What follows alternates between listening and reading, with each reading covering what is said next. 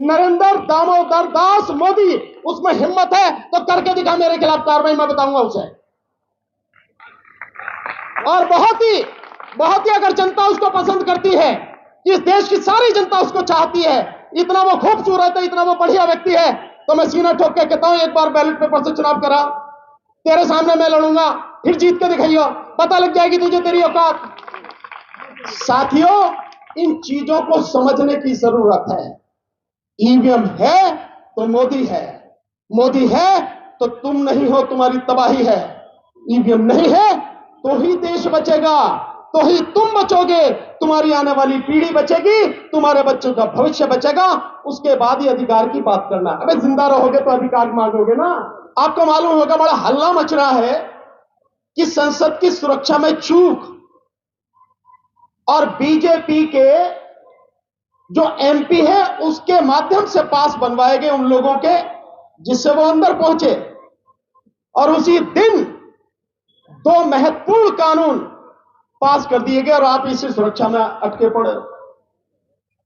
एक, election commission को अधिकार दे दिए, और दूसरे, अगर आर्थिक स्थिति के विषय में कोई भी बोलेगा तो उसे आतंकवाद माना जाएगा। ये कानून पास हो गए। 146 जो सांसद हैं विपक्ष के, उनको निष्कासित कर दिया, और उसके बाद में संसद में आईपीसी, सीपीसी, सीआरपीसी, इन तीनों पर बिना विपक्ष के हुए, बिना चर्चा के उन्हें पास करने की सारी व्यवस्था कर दी।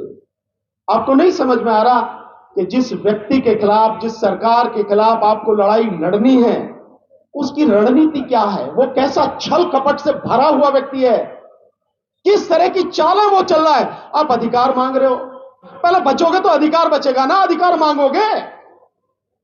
और मैं यूं नहीं समझता कि अधिकार मांग रहे हैं। मैंने तो यही सुना, यहां बैठे हुए लोग हैं उनके मुंह से भी कई बार सुना कि अधिकार मांगे नहीं जाते, अधिकार छीने जाते, तो फिर मांग काहे को रहे यार मेरे। मतलब बड़ी अजीब अजीब सी स्थिति मुझे नजर आती है। साथियों, आपका कुछ नहीं बचेगा। अगर आपको विश्वास नहीं है, जो सोशल मीडिया में बहुत गहनता से लोग रिसर्च कर रहे हैं और अपनी बातें आपके सामने रख रहे हैं, उनको सुनो। आप सब कुछ पूरी तरह से तबाह करने का इंतजाम कर लिया गया है, और यह सब कुछ कानूनी रूप से होगा, यह गैर कानूनी रूप से नहीं होगा। संविधान में, कानून में परिवर्तन करने के बाद पूरा देश पुलिस राज्य में बदल दिया जा रहा है, और उसके बाद पुलिस के माध्यम से आपकी गर्दन काटी जाएगी, आप चू भी नहीं कर सकेंगे। आपको नहीं समझ में आ रहा है, मैं बार बार इस बात को कहता हूं। इस मोदी को, इस मोदी सरकार को जब तक आप पूरी तरह से अंधकार में दफन नहीं कर दोगे, पाताल की गहराइयों में दफन नहीं कर दोगे, आपको कुछ मिलने वाला नहीं है, बचने वाला नहीं है। मिलेगा तो दूसरी बात है। अभी एक रिपोर्ट आई है, अभी आदरणीय राजन पाल गौतम जी ने जो बताया, आपको इससे नहीं समझ में आता कि 2.25 लाख स्कूल बंद हो गए। ये क्या है? और जो 2020 में नई शिक्षा नीति जो आई है, उसके अनुसार क्या है? हर चीज को प्राइवेट हाथों में दिया जा रहा है, हर चीज को। और जब सारी चीजें प्राइवेट हाथों में चली जाएंगी, शिक्षा को भी प्राइवेट हाथों में दिया जा रहा है, तो कहां से तो आप पढ़ेंगे, आपके बच्चे कहां से पढ़ेंगे, कहां से आपको जानकारी मिलेगी, कहां आप नौकरियों में आ सकोगे, कहां व्यापार में जा सकोगे, क्या कर सकोगे? कुछ भी नहीं साथियों।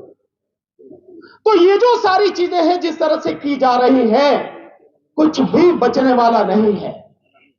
इसलिए मैं तो आपसे यह निवेदन करूंगा, अपनी आंखें खोलो और सबसे पहले इंतजाम इस सरकार को सत्ता से हटाने का करो। और साथियों, वो तभी संभव है जब ईवीएम को आप हटा पाएंगे, उससे पहले संभव नहीं है।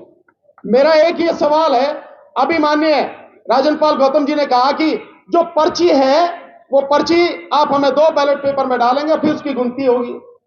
मैं आप सबसे पूछता हूं, यहां से सारे पढ़े लिखे बैठे हैं, मैं सुप्रीम कोर्ट के जजों से भी पूछता हूं, मेरी वीडियो देखी होगी, हाई कोर्ट के जजों से पूछता हूं, यहां जज साहब बैठे हैं, इनसे पूछता हूं, आईएएस आईपीएस ऑफिसर से बैठता हूं, एक आदमी एक्सेप्ट सॉफ्टवेयर इंजीनियर, उनको छोड़कर यह बता दे कि ईवीएम कैसे काम करती है।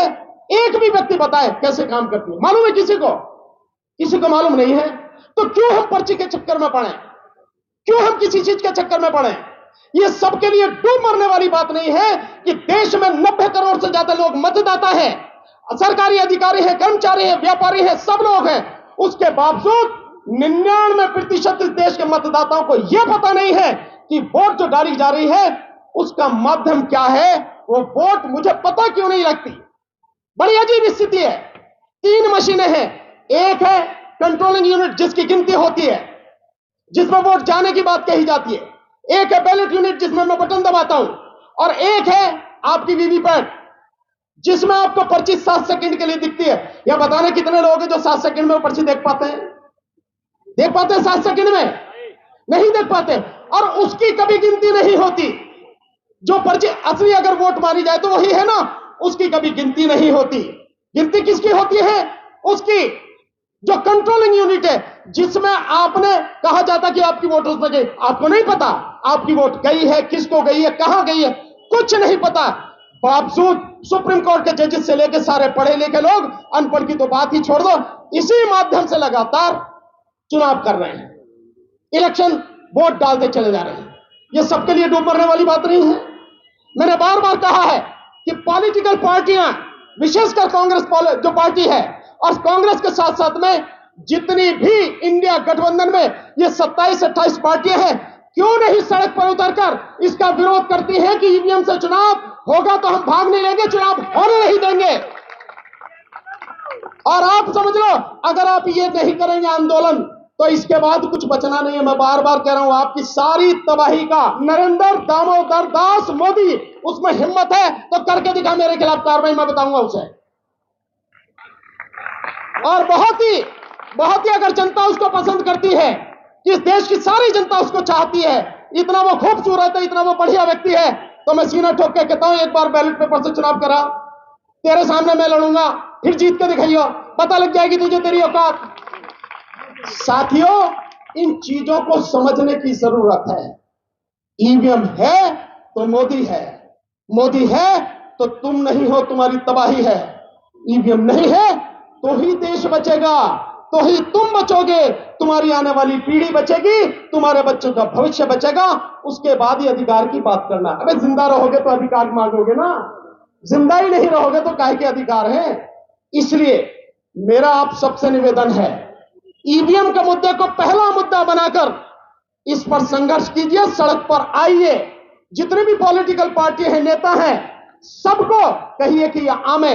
हालांकि इनसे कहने का कोई फायदा नहीं है, क्योंकि इन सभी नेताओं के रहते हुए आपके तमाम अधिकार कानूनी रूप से इसी संसद में, विधानसभाओं में खत्म कर दिए गए, और ये मुर्दे जरा भी कुछ नहीं कर पाए। सारे के सारे, चाहे 131 का हो या बाकी और जितने भी हैं, जो कहना है कह लो, लेकिन इनके रहते हुए सब कुछ हो गया। और पार्लियामेंट में आज की तारीख में जिस तरह की गुंडागर्दी चल रही है, मैं यही शब्द बोलूंगा, गुंडागर्दी जो चल रही है, ऐसी गुंडागर्दी लोकतंत्र में, किसी संसद में, किसी विधानसभा में आज तक कभी किसी ने ना देखी, और ना ही कभी किसी सरकार ने ऐसी की जैसी हो रही है। इससे बचने का रास्ता केवल और केवल सड़क। देश की अदालतें, हम भी अदालत में रहते हैं, देश की अदालतें मैं बिल्कुल खुलेआम कह सकता हूं, अब इस काबिल नहीं रही कि लोगों को बचा सके, देश के संविधान की रक्षा कर सके, आपको आपका अधिकार दिला सके। और जब अभी जज साहब कह के गए कि जून 18 में जब 4 जजेस बाहर निकल कर आए, तो उन्होंने भी तो पब्लिक से कहा था कि लोकतंत्र खतरे में, तो तब भी नहीं समझे। साथियों, जो स्थिति है, केवल और केवल देश की जनता सड़क पर आएगी तो ही देश बचेगा, अन्यथा कुछ बचना नहीं। मैं एक सूचना आपको देता हूं, शायद आप लोग साथ दे पाए हमारा। 6 जनवरी को इसी जंतर मंतर पर ईवीएम को हटाने के लिए हमने कॉल दी है, देश भर से लोग आ रहे हैं, इस बार बहुत अच्छा रेस्पॉन्स है। मैं आप सबसे निवेदन करूंगा, एक एक व्यक्ति जो यहां बैठा है और जो नेता है, सारे के सारे, मेरा अभी साहब आपको निमंत्रण है, सारे के सारे 6 जनवरी को यहां आए। साथियों, मेरी बेटी की शादी नहीं है, मेरे बेटे का भी यहां नहीं है, जनता की लड़ाई है, हम सबकी लड़ाई है। अगर वाकई में आप चाहते हो देश को बचाना, बच्चों को बचाना है, आना पड़ेगा आपको, और नहीं आते हैं तो फिर कहिए मत कि आपके अधिकार लुट रहे हैं। आपने समय दिया, बहुत बहुत शुक्रिया। 6 जनवरी 2024, बहुत बहुत शुक्रिया। नमो बुद्धाय, जय भीम।